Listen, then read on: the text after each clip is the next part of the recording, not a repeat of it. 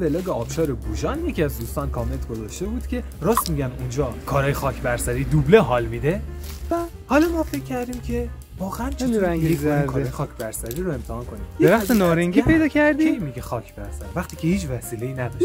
امروز میخوایم شرایط یک طبیعتگرد خاک برسر رو انجام بدیم. بدون هیچ وسایلی؟ بدون نه سالم؟ نه بدون هیچ غذایی؟ نه. پس مراقب خودت باش. بزن بریم.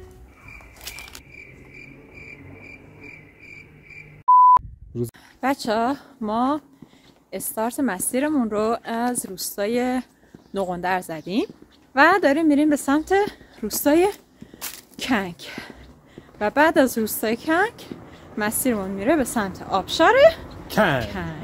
الان سر صبح که چالشمون رو شروع کردیم یه روز وقت داریم که بریم چالش انجام بدیم. هدفمون هم اینه که 50,000 قدم توی طبیعت بریم. 50,000 قدم خیلیه ها. هر 10,000 قدم حدوداً 8 کیلومتر در شرایط استاندارد. 50,000 قدم حدوداً 40 کیلومتر میشه و این واقعا خیلی زیاده. مسیر کمی داره یه شیبه است.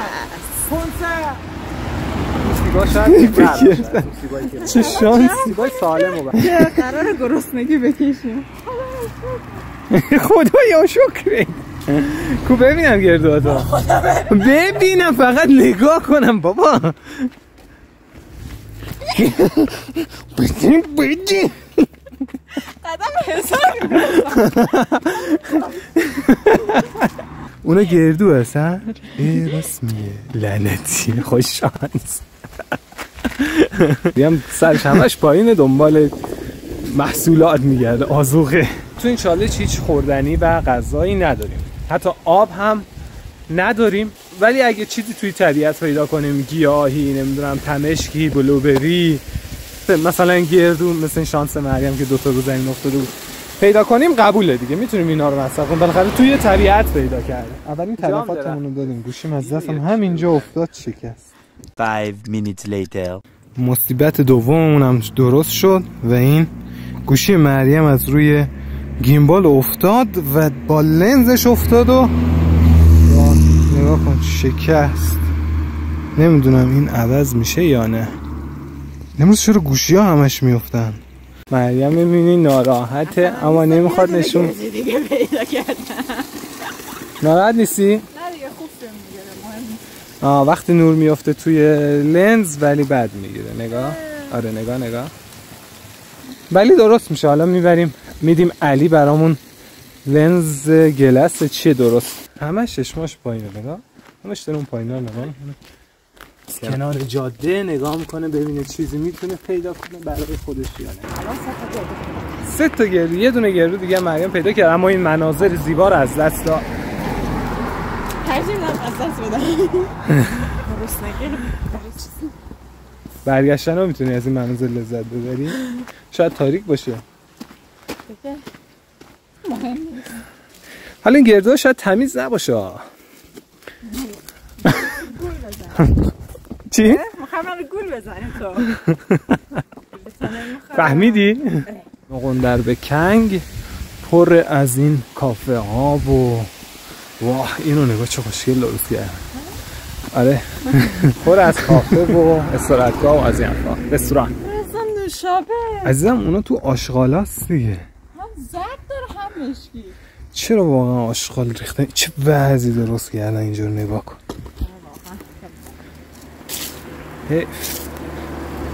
2700 و اینجاییم. بچه این خونه توی راه ترقبه یکی از خونه های مورد علاقه منه. چرا؟ درش خیلی خوشگله. من کلا علاقه دارم که اشیاء هندسی گوشه نداشته باشه. مثلا نیم دایره یه چیزی هستش که گوشه نداره و همین دوستش دارم. و اینکه طرح چوبه. این خونه کجا میرن تو؟ وای خونه هر رو چه خوشگله. آره ماهی کبابی، مرغ ترش جنگلی. ما حتی کارت بانکی هم بر نداشتیم تا یه وقت تقلب نکنیم. اینا رو رضا میخونه گرسنه میشه با اینکه تقریبا اول مسیر چای و من چقدر چای میخوام. آدم های زیادی هستن که این مسیرها رو پیاده میرن، ولی شاید میبندم کسی قرار نیست 50,000 سلام.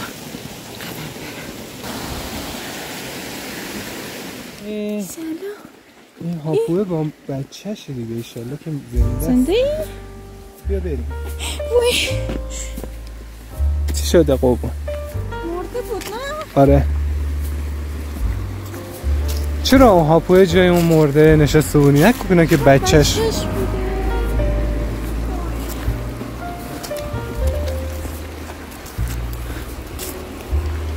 تفلک میتونست هنوز خیلی زندگی کنه، کلی جاها بره با مامان خانوادهش.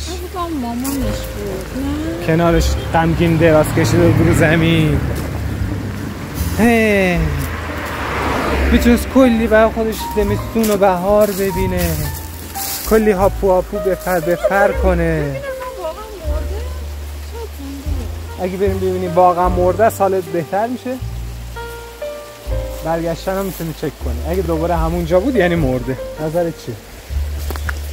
ها؟ الان خوبی دیگه؟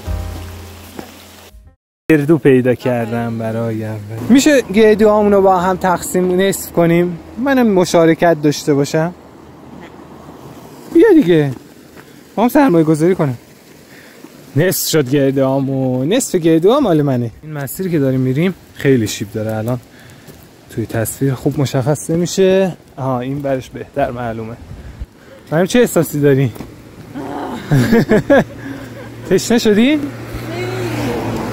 به رضا گفتم بابا این چالش رو میخوای بذاری حداقل آب رو کنسلش نکن. من بدون غذا میشونم، بدون آب سختمه.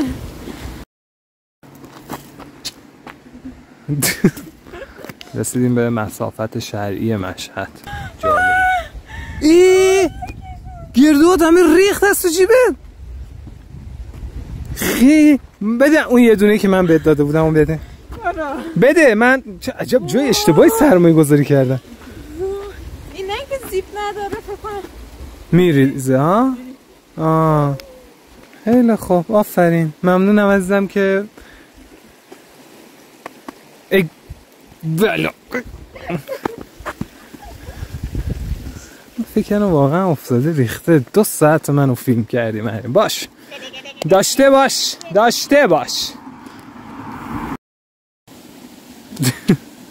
او خسته شده است دیگر، تا به ادامه دادن ندارد. اینجا شیب قشنگ معلومه. در روستای 2000 ساله کنگ 3 ولی اگه دقت بفرمایید چشم 3000 ساله کنگ. خوش آمدی. کی گفت بشینی؟ حق استراحت هم نداریم، این هم از شرایطشه. پاشو پاشو یکم بشنم. پاشو. آب که نمیدی، غذا که نمیدی، تجهیزات که نمیدی، یه استراحت که بده دیگه. پاشو. نشستیم و استراحت میکنیم. منم خیلی خسته است. تازه 6000 قدم شده. دیروز رضا من 11000 قدم رفتم. اون دیروز بوده.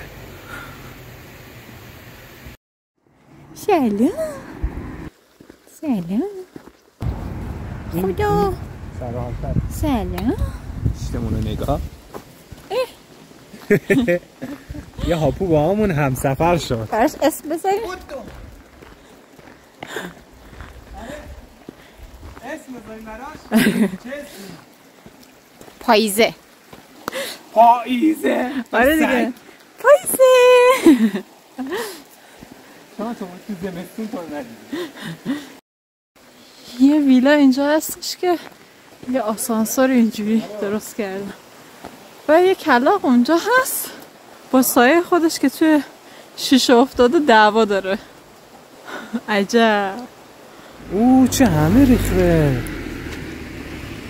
خدایا شکر.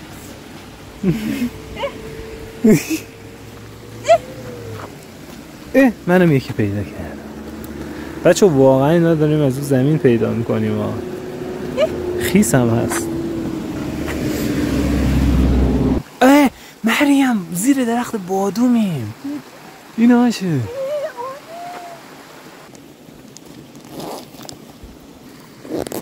این هنوز هم میبینم. چقدر جمع کردی؟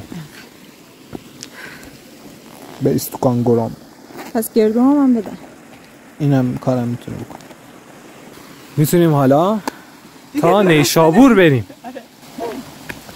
انرژی گرفت مریم. یک مشکلی که داره این مسیر ما سربالایی همش و خیلی آدم خسته میکنه. من که گرسنه‌ام حتی شده چون سربالایی هست. 9000 قدم خیلی خسته کننده است واقعا. ولی خب خیلی هنوز راه داریم. غذا پیدا کردیم. خیلی قبول. نه اینا از اون مدل نیست. خیلی خوب شد 10,000 قدم رو رد کردیم. 40 دقیقه شد که داریم میریم 10,000 قدم. یکم از این چیز میزایی که پیدا کردیم لوت کردیم و مصرف کنیم. چی میخوری خانم افشار؟ بادام. یکی اول تلخ بدم میاد از این مدل بادوما. اصلا اینا بادوم تلخه مریم. درخت بادوم تلخ بوده. این دومیش هم که شکستم تلخ. چقدر ما خوشحال شدیم. چقدر جمع کردیم. این تمیزه خوبه. ایول. مرسی. گردوش تلخ نباشه. خوشمزه است. بعد 1 ساعت و نیم پیاده روی تنها چیزی که الان خوردیم 3 عدد ادامه میدیم برای 5000 قدم بعدی. آفتابم شد. روستای کنگ و این هم ایستگاه اتوبوسشه. اتوبوس هم اونجا وایستاده. از نقندر تا کنگ 8.4 کیلومتر بود و 11200 قدم. حالا اینجا 2 تا مسیر داریم. مسیر ده بالا ده پایین که مسیر ده پایین که الان توش هستیم میرسه به آبشار کنگ و دوباره دره است. سلام پیشی. چی پیدا کردی؟ خرگوش خوراکی پیدا کن عزیزم. اینو نمیشه خورد. به به اینم از کنگ رویایی. روستای کنگ به ماسوله خراسان معروفه. بریم ما ازش دیدن کنه. نگاه چجوری میره بالا؟ یه مغازه خوشگل. چه جالبه این مغازه های اینجا. چقدر بد پول نداریم.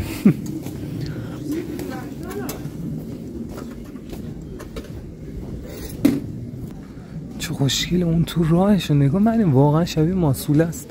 از اینجا میری بالا بازم بازار داره. اینم از ماسوله خراسان.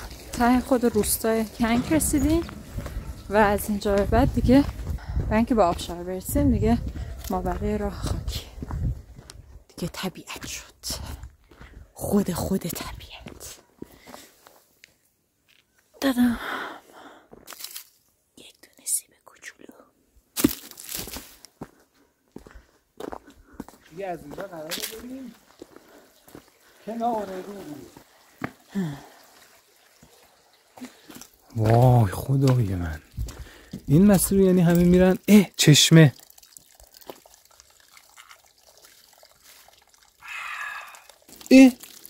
سیب پیدا کردی هیچی نگفتی؟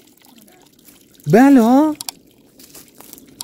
چه سیب کوچولویی هم هست. کو ببینم. نه کاملا نشون دادی که در شرایط سخت گردو پیدا کردی. چرا چی نمیگی وقتی اینا رو پیدا میکنی؟ فیلم بگیرم ازت. دوربین دست خودم بود که میگرم.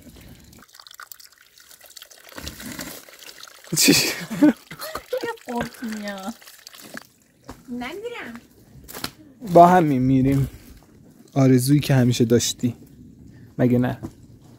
هرگز. وای با تو هم. یه چشمه دیگه.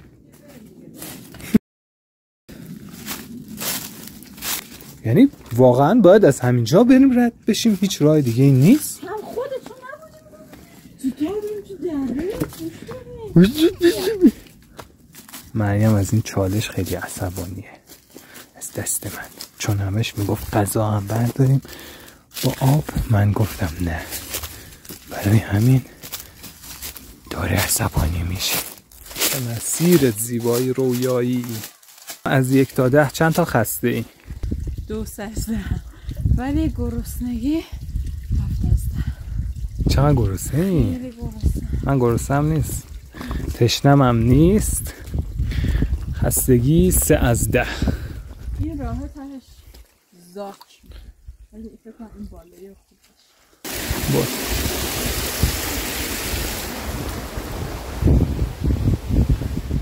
13,000 آمده.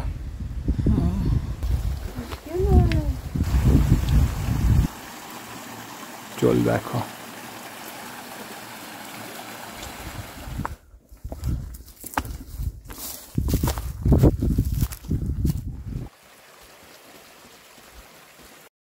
چی شد؟ 13,500 قدمه. 1500 تا دیگه استراحت میکنیم. 1500 زیاد. سیبو میشوریم. خب برم تو آب بشورم دیگه. اگه حوصله داری برو. آفرین، چیزی که ندارم اصلا. یه گاز من، هر چی مون تو. خب همش دیگه چا میشه رضا. دوست داری؟ نه. نشد دیگه. خوشمزه. نه به. چقدر شیرینه.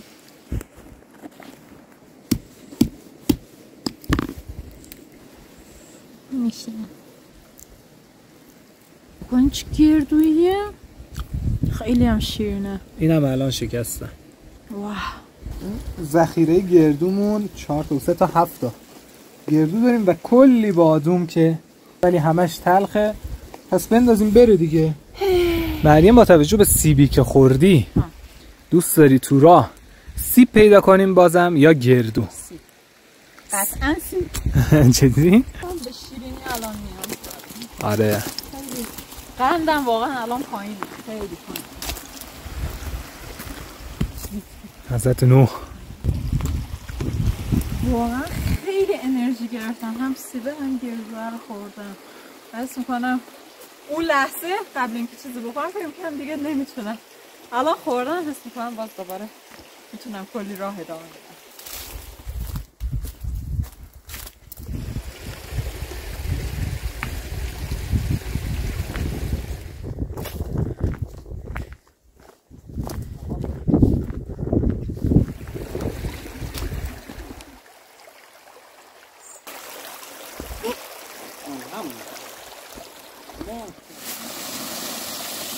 پاکت سیگار پیدا کردیم که توش سیگار هم هست. یعنی اگه یه سیگاری با هم بود و الان به شدت دیگه، چون اونم نمیتونه سیگار بیاره، خوشحال شد. به جای رسیدیم که وای درخت سیب، وای خدایا مرسی. وای گشنم بود خیلی، از گشنگی داشتم میمردم، واقعا از گشنگی داشتم میمردم. سیبایی که رو زمین افتاده رو برداشتیم. چیه؟ به شاید احساس خوشبختی. به سیباش همه رو کلاغ زده بود، همه‌شون نصف نیمه بودن وگرنه خیلی سیب زیاد داشت. همه اینایی هم که برداشتم همه‌شون یکم خورده شده بود ولی خب کمتر خورده شد. یکی از نکاتی که من همیشه رعایت میکنم تو ولاگ گرفتن اینه که هیچ وقت مریم گشنه نمیارم ولاگ، حتما غذا و خوردن اینا میارم، چون مریم گشنه خیلی خطرناکه. مگه نه؟ رسیدیم به 15,000مین قدم. کجا میری؟ نگاه کنین اینجا همه سیب ریخته این بر.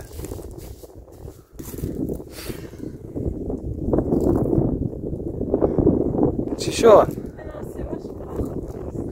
یه دونه سیب از اون باغ اولیه.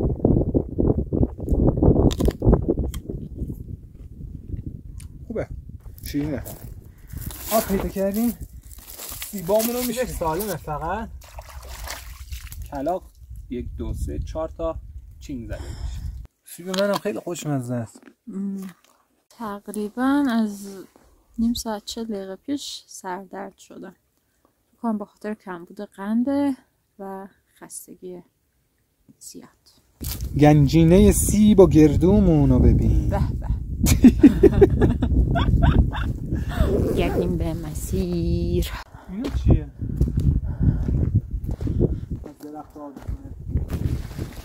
مریم چطوری؟ حسابا میگم باید یواش یواش آماده بشیم. 20000 قدم 20000 قدم بریم. که یه گوری پلن 50000 قدم بریزیم. اینا رو میذاری تو ولاگ؟ بله. 20000 قدم که راهی نیست. روزا میزنم. 4000 تا دیگه میشه 20000 تا، الان 16000. بله. 20000 هم باز باید برگردیم. قدم 17000. این چیه؟ خیلی خالیه. بالاخره آفتاب داره به همون میتابه و کم دره بازتر شد. مریم هم پاش خیلی درد میکنه، هم سردرد شده و تقریبا 3000 تا دیگه بریم دیگه برمیگردیم. یعنی 20000 تا رفتیم 20000 تا برگشتیم، میشه 40000 قدم. رکوردمون هم شکستیم. رکوردمون 36000 قدم بوده توی یه روز و اینکه یه 3000 تا دیگه برمیگردیم. دوباره راه افتادیم. پر پس هست اینجا. دستمو جلوی دهنم گرفتم که صحبت کنم. به یه خونه رسیدیم. خونه قشنگیه. اگه این سردرد نبود واقعا سردرد خیلی بده. یه ماشین آبی، یه نیسان آبی و آدم میبینم. چقدر پشه داره اینجا. درخت‌ها رو قطع کردن ها. یه چوب بر میدارن چون یه سگ خیلی بد داشت از بالا میومد. سگ این گله.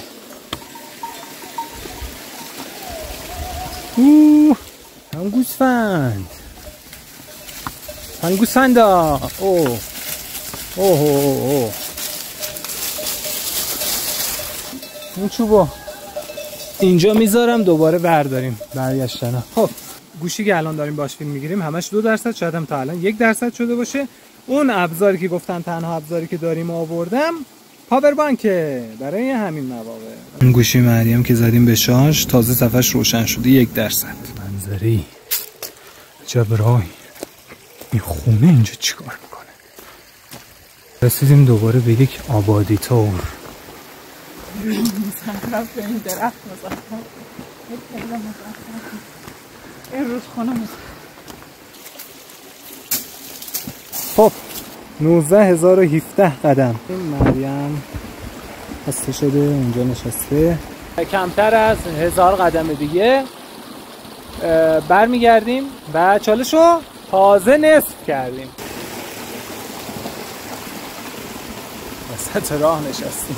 این دوتا آقا الان از روی آبشار اومدن و بهشون گفتم که آبشار همینه. بعد گفت یکی بالاتر هم هست ولی آب آنچنانی نداره. فکرشو نمی کردم به آبشار برسیم. از نوغندر اومدیم تا آبشار کنگ. خیلی حرفه. اونم این مسیر سربالایی مزخرف. مریم ببین چجوری میده.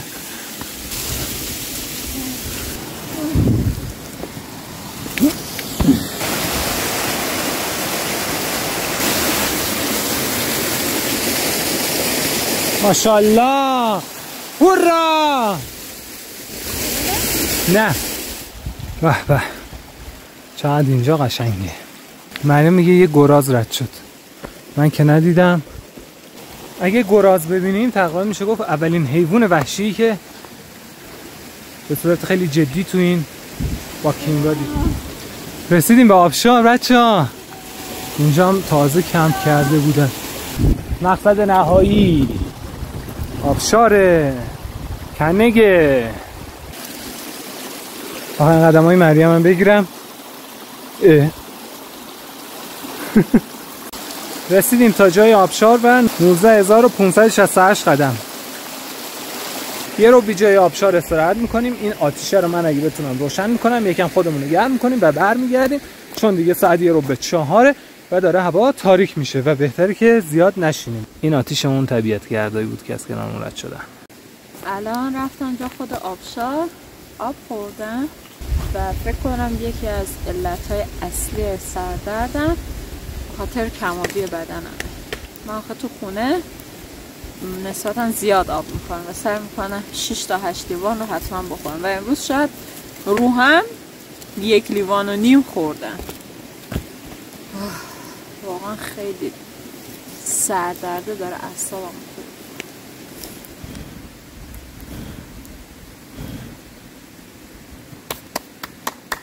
آتیش شد. گردو میدی؟ آره. ساعت 4:05 و خوب استراحت کردیم و برمیگردیم. نزدیک 20,000 قدم اومدیم و 20,000 قدم هم باید برگردیم. آره تازه الان تموم نشده، تازه نصف شده و سریعتر داریم برمیگردیم تا به تاریکی نخوریم. البته بدون شک به تاریکی میخوریم، ولی خیلی موقع تاریکی توی این دره ها نباشیم. اینجا که داریم برمیگردیم هوا داره تاریک میشه و گوشی حدود زدیم به شارژ. اون موقعی که استراحت کردیم 40% اینا شارژ شده. سعی میکنیم که سریعتر بریم و کمتر فیلم بگیریم تا هم به تاریکی نخوریم، هم باتری گوشیمون لازم نشه دوباره بزنیم به شارژ. خلاصه سرعتی قدرتی داریم برمیگردیم. امیدوارم که راحت باشه.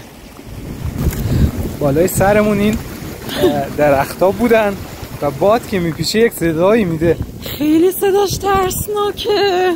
آره ما هر فکرم صدا هواپیمایی‌های بعد دیدیم نه، صدا باده. ماه داره از پشت اون کوه میاد بیرون. آسمون هم نشون بده صورتی شده. آسمون هم آره صورتی شده. این یعنی چی؟ یعنی اینکه آفتاب داره غروب میکنه. کل اینجا مریم قرمزه، تو قرمزی. آره اون این یعنی چی؟ هوا داره تاریک میشه. آقایی با سوار الاغش داره پشت سرمون میاد و این میگه به سنا باشی.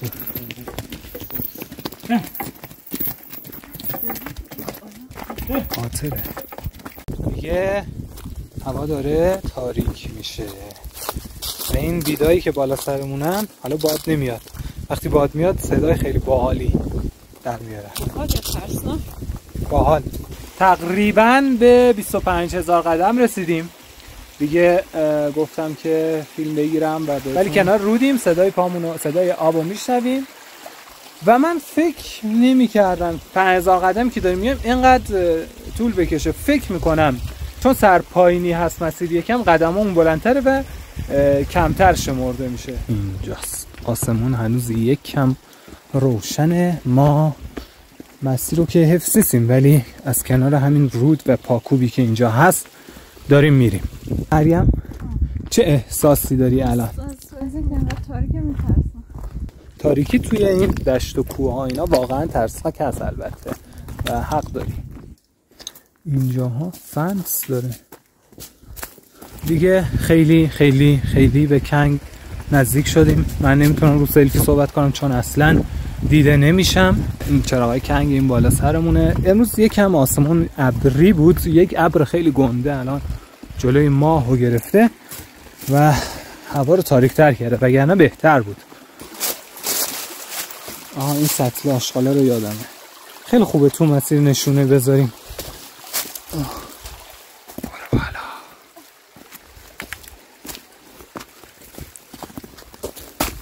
بچه‌ها گفتیم به کجا رسیدیم؟ به چشمه. 26,300 قدم.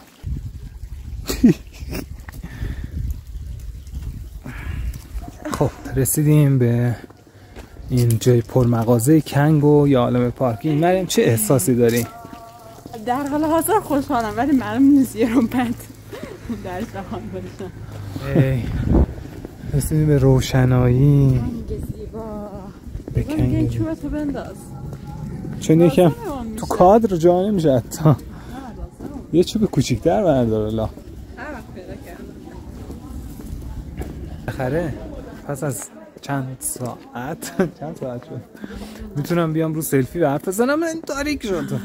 کلی اینجا مغازه و خوردنی فروشی هست ولی ما پولی نداریم که خرید کنیم چون کارتی نداریم و مجبوریم گشنه از کنار این همه خوراکی رد بشیم. چوب مریم رو گذاشتم این لبه و شکستم. سیخم داره بر دفاع از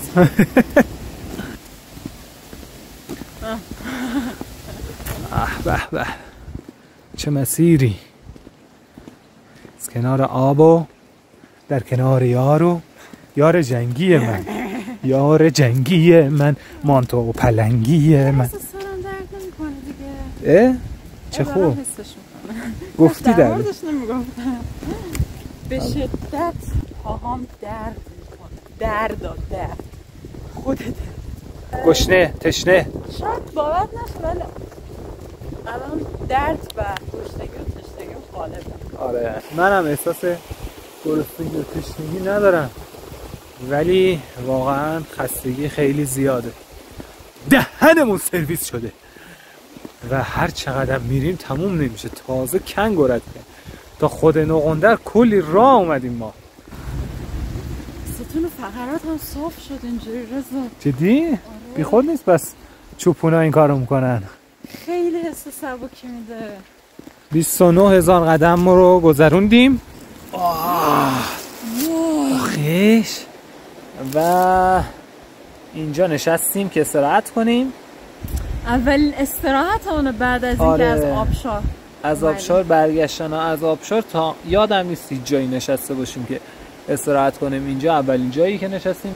فکر میکنم به خاطر اینکه سرپایینی بود خیلی خستگی نداشتیم ولی چون ما این سربالی رفتیم خیلی خسته شدیم. در کل خیلی خسته شدیم. من دارم میمیرم. از اول برگشتمون ننشسته بودیم و الان که من نشستم دیگه واقعا نمیخوام پاشم. تو هم؟ آره من فقط به امید گوشت کوبیده های توی ماشین دارم ادامه میدم. نمیخوای برگردی خونه؟ اگه تو ماشین گوشت کوبیده نبود ادامه نمیدادی؟ واقعا؟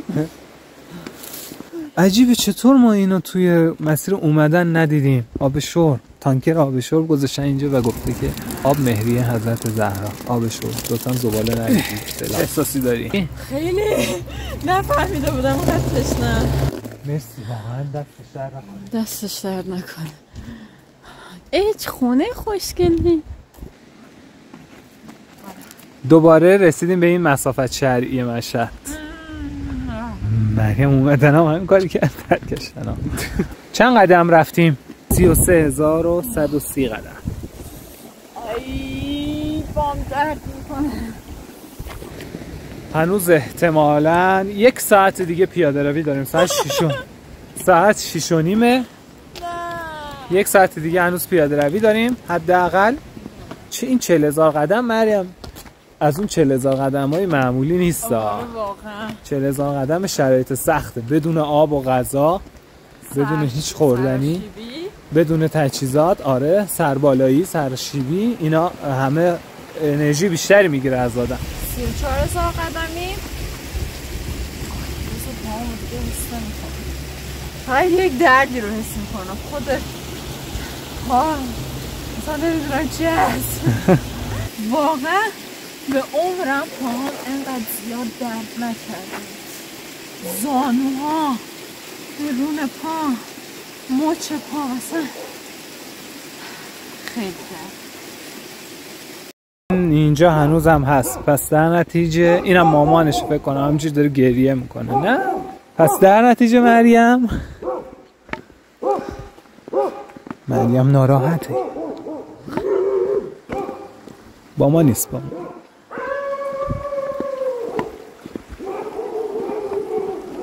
قلبم گرفت.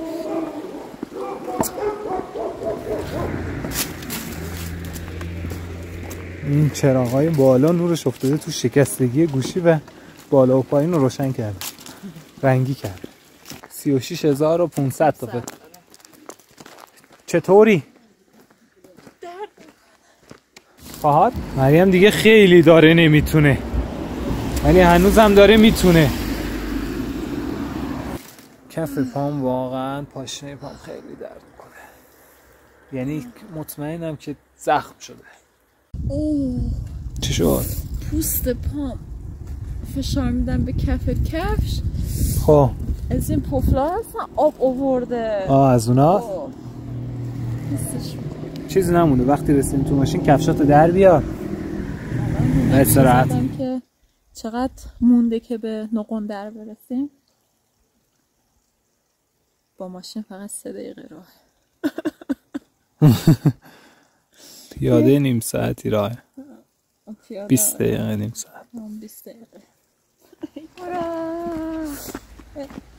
نقندر. رسیدیم به نقندر بالاخره. هورا. واقعا بدن انسان یه چیز معجزه آساییه. از کی من میگفتم نمیتونستم، ولی هنوز میتونی. ولی هنوز دارم راه میرم، هنوز میتونم. واقعا متشکرم از بدنم. این همه راه رو تونست بیاد. خیلی خوشحالم دیگه رسیدیم به نقندر، جای این مسجد جامعشه فکر کنم. من این مسجد خیلی دیگه دوستش دارم. آره واقعا باورم نمیشه که تموم شد و تونستیم، ولی واقعا سخت بود. من دیگه همچین چالشی رو اجرا نمی کنم بدون لوازم، بدون آب و غذا و بدون تجهیزات، مخصوصا بدون کفش. یه کفش پیاده روی خیلی خوب باید بگیرم، چون که پای چپم واقعا داغون شده. پای راستم باز بعضش بهتره، ولی پای چپم داغون شده. حالا بریم تو ماشین میبینیم. پای مریم که مطمئنم با اون کفش خفن همتویی که داره بازم خیلی داغونه. و بله هورا رسیدیم به ماشین. استراحت. از چوبه مهربون، خیلی با من بودی. آره خیلی هوامو داشتی. از کنگ آوردیمش. آخه وای وای.